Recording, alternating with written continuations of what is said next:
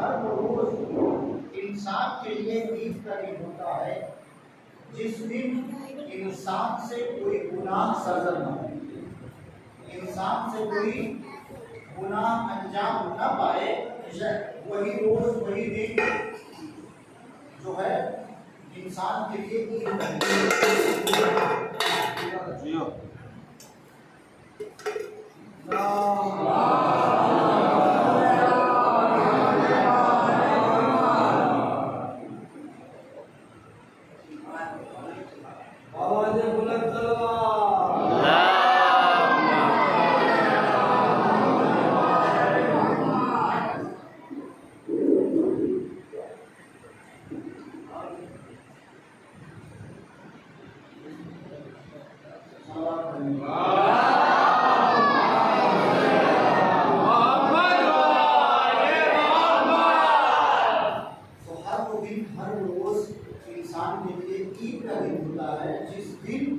इंसान से कोई गुनाह अंजाम न पाए।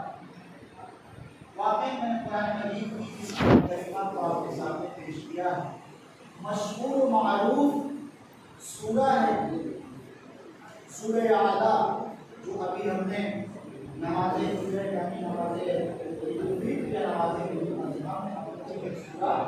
पढ़ते पहले कटा उसी का एक टुकड़ा है कद अफ़लह मन तज़क्का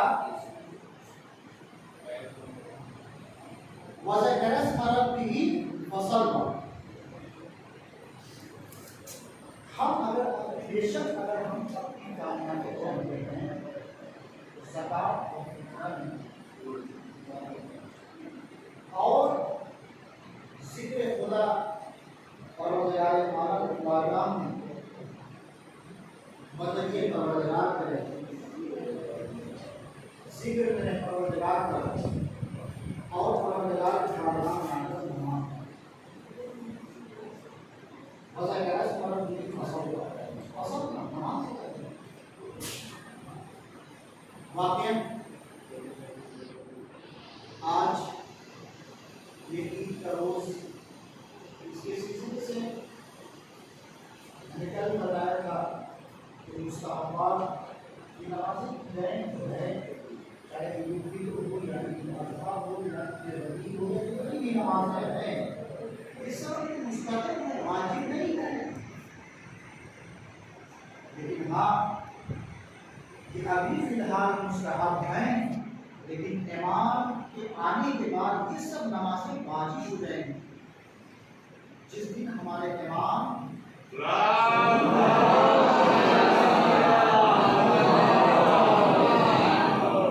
ये तो नमाज़ें वाजिब हो जाएंगी।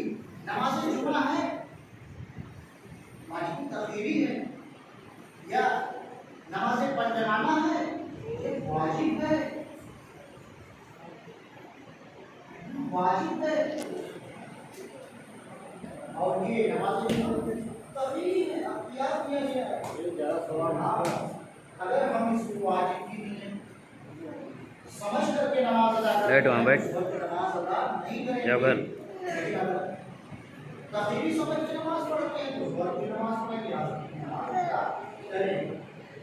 लेकिन ये नमाज़ें जो अभी 2 रकात नमाज के अदा करते हैं, नमाज जुमा 2 रकात नमाज अदा करते हैं, 2 रकात नहीं है, इसमें 4 रकात 2 रकात नमाज है, 2 रकात के बराबर सवाब का मुस्तहिक है खुतबा, चाहे नमाज जुमा हो चाहे नमाज ईद है।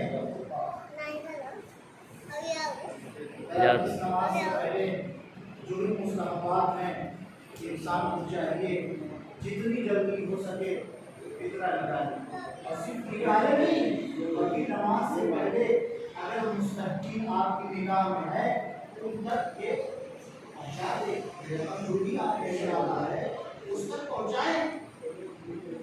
हम और आप या जो भी सही हज़रात हैं वो उनके लिए कुछ शुरू हैं और मेरे सके के लिए कुछ शुरू हैं। जैसे सही अगर है तो उसके फितरे की रकम आप दोनों के लिए इस्तेमाल कर सकते हैं। अगर कोई वाकई गरीब है, कैसे वो भी अवैध से इसे आप दे सकते हैं, कोई अवैध नहीं है। लेकिन अगर कोई गैर सैयद नहीं है, अगर वहाँ मत जाना। वो सिर्फ गैर सैयद दे सकता है, लेकिन सैयद को नहीं दे सकता।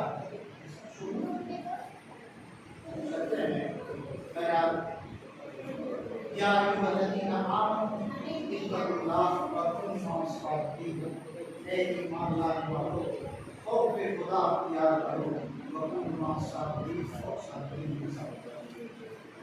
बस दो चार बातें मैं आपकी खिदमत में पेश करना चाहता हूँ कि परवरदिगार आलम सबसे पहले ईमान लाने के लिए कहा है। सबसे पहले ईमान लाने के लिए कहा है। तो ईमान के बारे में हमें और आपको जानना चाहिए है क्या चीज। ईमान की महीनों का नाम है, दिल में यकीन, सवाल से इकरार और अमल।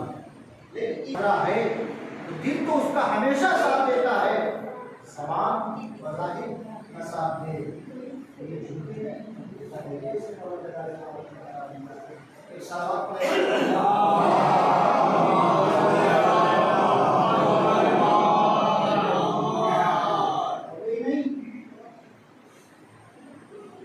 सबसे पहले ईमान लाने के लिए जब कहा, उसके बाद ईमान के बाद तीनों चीजों का होना भी जरूरी है। अब ईमान लाने के बाद हमारे दिल में परहेज़गार जरूर पैदा होना चाहिए, तक़वा इलाही जरूर पैदा होना चाहिए, खौफ़ खुदा जरूर होना चाहिए, अल्लाह का डर जरूर होना चाहिए। और जिस रोज अल्लाह का डर हमारे अंदर दाखिल हो जाता है तो हमसे गलत अरकान, गलत पेट, गलत रोग या कोई भी गुनाह अंजाम नहीं पा सकते, मगर शक होना चाहिए। शक ये है कि अल्लाह का डर नहीं। और जिस रोज ये चीजें आ जाएंगी, फिर हम कोई भी वक्त, कोई भी फेल, कोई भी काम अंजाम देंगे तो एक मरतबा जरूर सोचेंगे है तो कोई देख रहा है। और जिस रोज से ये सोचना शुरू कर देंगे तो ये सारी चीजें खत्म हो जाएंगी, सारी चीजें खत्म हो जाएंगी। फिर हम एक दूसरे का ख्याल नहीं रखेंगे, किसी को अजियत नहीं देंगे, किसी को तकलीफ नहीं देंगे, किसी को परेशान नहीं करेंगे या किसी भी गुनाह की तरफ नहीं बढ़ेंगे। अल्लाह का ईमान, बल्कि मिसाल वो ईमान की एक तरफ है। और जब इंसान कोई दरख्त लगाता है तो ये उम्मीद रखता है कि उससे कोई फल आएगा, फल हासिल होगा। लेकिन अगर इंसान कोई दरख्त लगाता है जमीन पर और उससे फल आने की उम्मीद खत्म हो जाए तो इंसान क्या सोचता है कि उसे खत्म कर दिया, काट दिया जाए। इसलिए जब जिस मकसद के तहत हमने उसे लगाया था उससे जब कोई चीज हासिल ही नहीं होगा तो लगाने से फायदा क्या है। तो बस ऐसे ही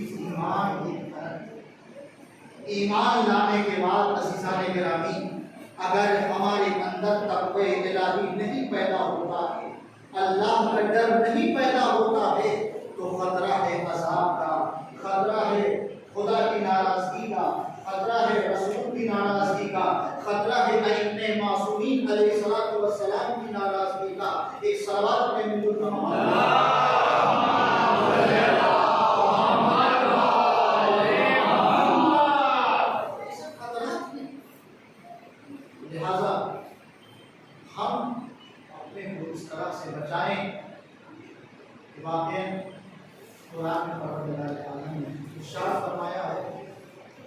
और ये नहीं,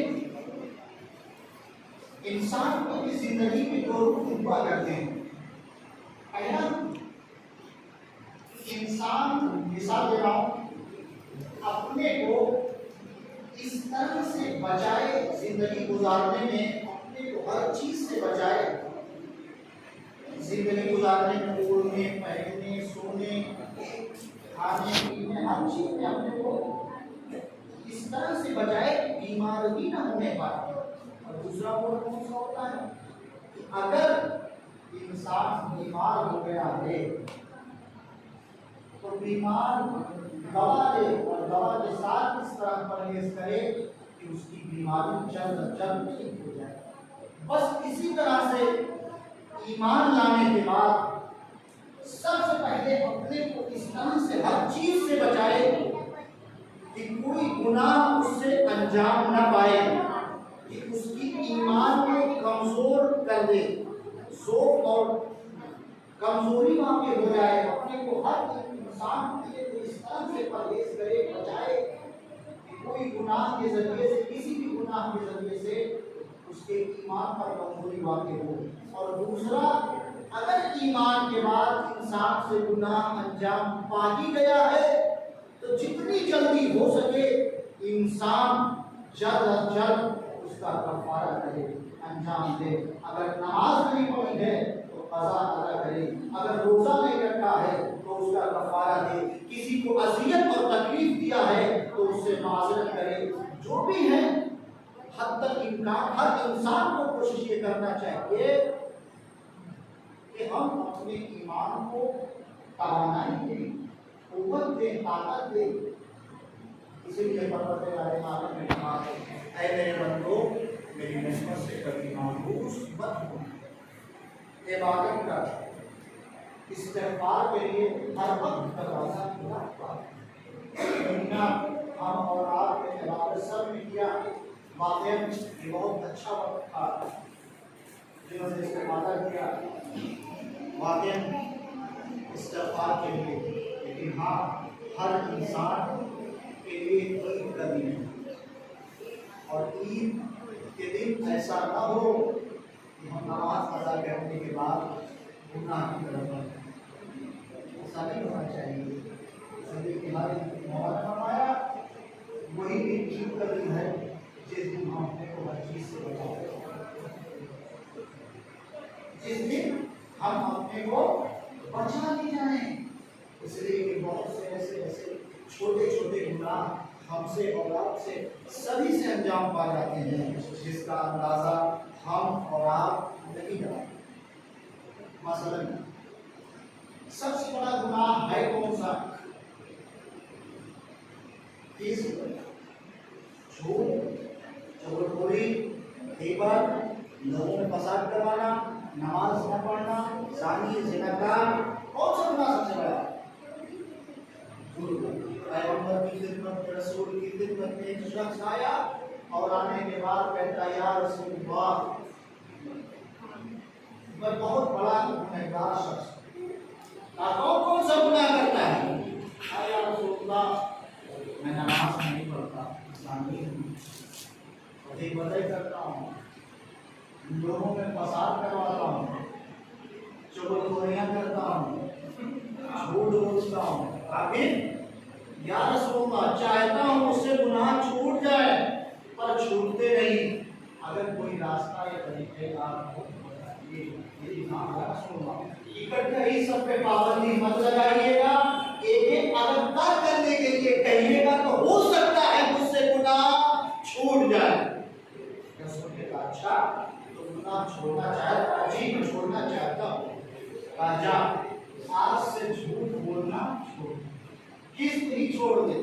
बहुत खुश हुआ, मैंने रसूल के सामने जो भी गुनाह अंजाम देता था सारे शुमार करवा दिए, गिनती करवा दिए, लेकिन रसूल ने एक भी गुनाह के लिए मना किया है और मना नहीं किया है। बहुत खुश हुआ। आया अपनी जिंदगी में, इधर अज़ान हो रही है, मस्जिद से आवाज आ रही है और फिक्र करता है नमाज पढ़ा जाए या ना पढ़ा जाए। अगर नमाज नहीं पढ़ते हैं, कल फिर रसूल से मुलाकात हुई और अगर उन्होंने ये पूछ लिया नमाज पढ़ते हो या नहीं पढ़ते। ऐसे ही जब जब किसी गुनाह लोगों ने फसाद करने के लिए बढ़ता था, गीबत के लिए बढ़ता था, ज़िना के लिए बढ़ता था, जब भी किसी गुनाह की तरफ बढ़ता था फौरन ये फिक्र करता था अगर कल रसूलुल्लाह से मुलाकात हुई और उन्होंने दरियाफ्त कर लिया आया ये गुनाह अंजाम देता है तो मैं क्या जवाब दूंगा। अगर कहता हूँ हाँ रसूलुल्लाह ये सारे गुनाह में नहीं अंजाम देता तो रसूल से अहद किया है, वादा किया है कि झूठ नहीं बोलूंगा, और अगर सच बोल दिया हाँ या रसूलुल्लाह ये सारे गुनाह में अंजाम देता हूँ तो उसके भी हमले होंगे, अजाब होंगे, एक सवाल पर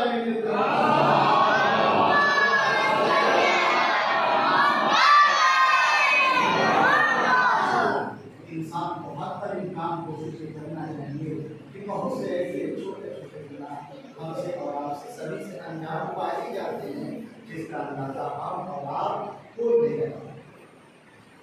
वाकई मासूमीन अलैहिस्सलाम या नबी के ज़माने में जितनी भी दास्तान गुजरी हैं वो हमारे और आपके लिए इबरत है, इबरत देना चाहिए। एक वाकया और आपके खिदमत पेश कर देता हूँ, उसके बाद मैं बातों को मुकम्मल करता हूँ। आप देखें कि जनाब मूसा अलैहिस्सलाम का ज़माना, वाकई में एक दास्तान नबी के ज़माने की पेश करता हूँ। वाकई हमें इबरत लेना चाहिए ऐसे वाकयात से। जब मूसा अलैहिस्सलाम का ज़माना था और परवरदिगार आलम में जनाब मूसा अलैहिस्सलाम को कुछ बातों की तरफ इशारतन किनायतन तवज्जो देना। क्या कि कोई चीज़ देखना तो उसे खा लेना, दूसरा कोई चीज़ देखना तो उसे छुपा देना, कोई चीज़ देखना तो उसे अमान देना और कोई चीज़ देखना तो उसे बराबर करना। अब जब नबी जनाब मूसा का ज़माना शुरू हुआ, अब रास्ते से गुजर रहे हैं, सबसे पहले क्या देखा कि सियाह और काला पहाड़ है। अब नबी है, अल्लाह के ऊपर तवक्कुल है, भरोसा है, यकीन है, नबी है, यकीन है परवरदिगार आलम के ऊपर। अल्लाह ने कहा था कोई चीज देखना तो उसे खा जाना। इस सामने सियाह काला पहाड़ है, लेकिन जैसे जैसे नबी मूसा उस पहाड़ के करीब पहुंचते हैं, वो काला पहाड़, सियाह पहाड़ आहिस्ता आहिस्ता धीरे धीरे छोटा होता जा रहा है। अब जनाब मूसा जब उसके करीब पहुंचे तो लोगों ने भी शक अख्तियार कर लिया। अब जनाब मूसा ने उसे उठाया और निकल गए, आ गए और आगे बढ़े। अब देखा रास्ते में एक सोने का कलश पड़ा हुआ है। याद आया कि अल्लाह ने कहा था कोई चीज देखना तो उसे छुपा देना। जनाब मूसा ने सोने के कलश को उठाया और मिट्टी के गड्ढा किया और उसमें छुपा दिया और आगे बढ़े। इतने में एक परिंदा बहुत तेजी से उड़ता हुआ आया और जनाब मूसा की आस्तीन पर आके बैठ गया। अब उसी के पीछे पीछे एक चील बहुत तेजी से उड़ता आ रहा है। या नबी अल्लाह, आपकी खिदमत में एक परिंदा आया है, मैं बहुत भूखी हूँ, अगर ये परिंदा मुझे दे दे तो मेरी भूख तमाम हो जाए। जनाब मूसा नबी है, बादशाह, उस परिंदे को छुपा लिया, अलग से एक गोश्त का टुकड़ा या टुकड़ा उसकी भी खिदमत में पेश कर दिया। जा ये अपनी हाजत को पूरा कर ले। चली गई और आगे बढ़े। अब क्या देखा, रास्ते में एक बदबूदार लाश पड़ी है, उसके कीड़े मकोड़े कौवे सब लगे हुए हैं। याद आया अल्लाह ने कोई चीज आगे में क्या कहा था, कोई चीज देखना उसे फरार कर जाना। फौरन वहां से वो वापस हो गए, पलट गए। अभी घर भी पहुंचे थे, इतने में अल्लाह ने जिब्राइल को भेजा और आए नबी की खिदमत में।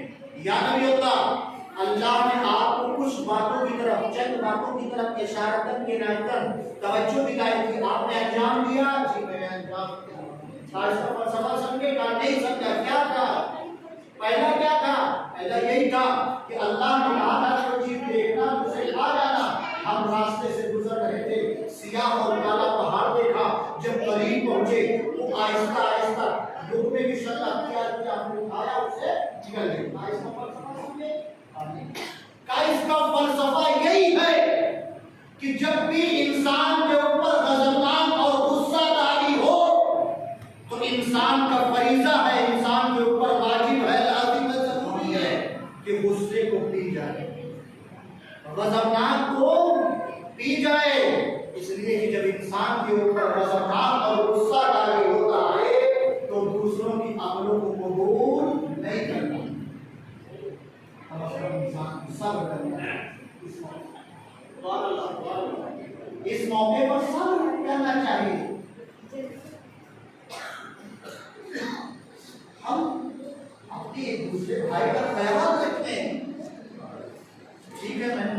जुम्मा दिन है हमारे एक बहुत मेहनत कर दिया 9 बजे,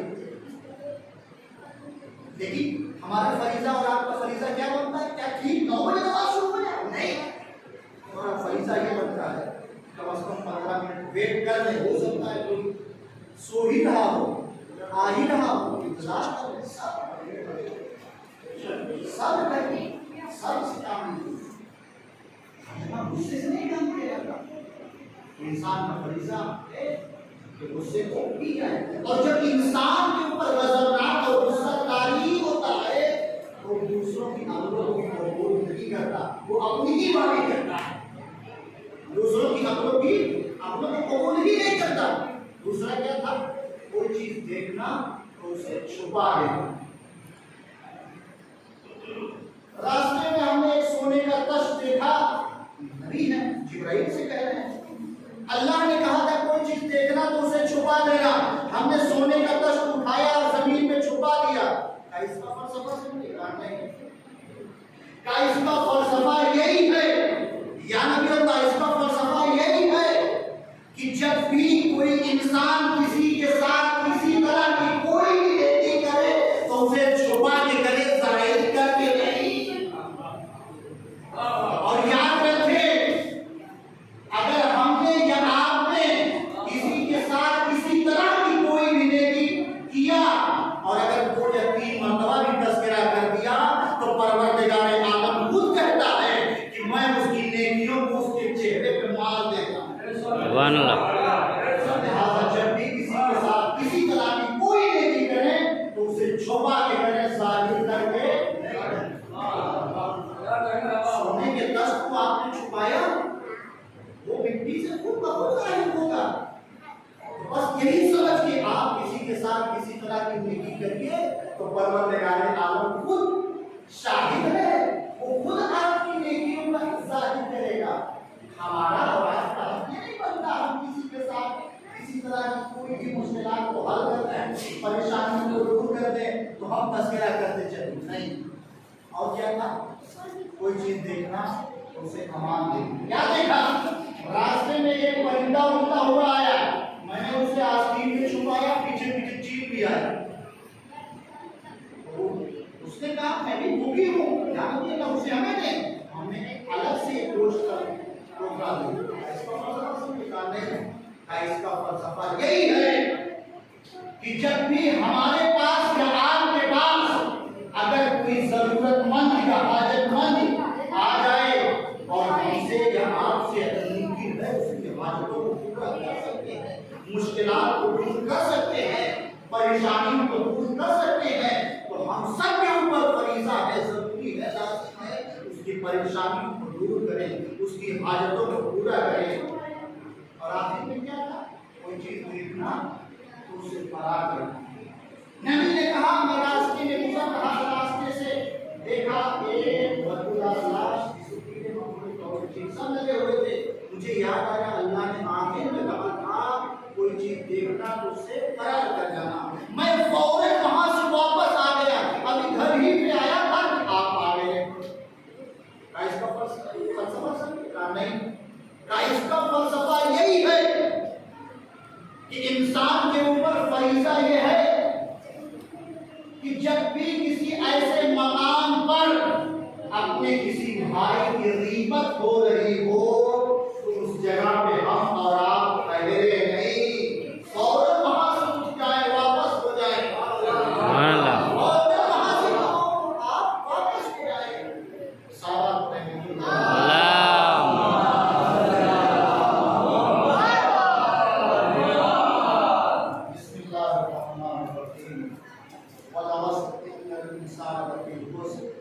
الذين آمنوا وعملوا الصالحات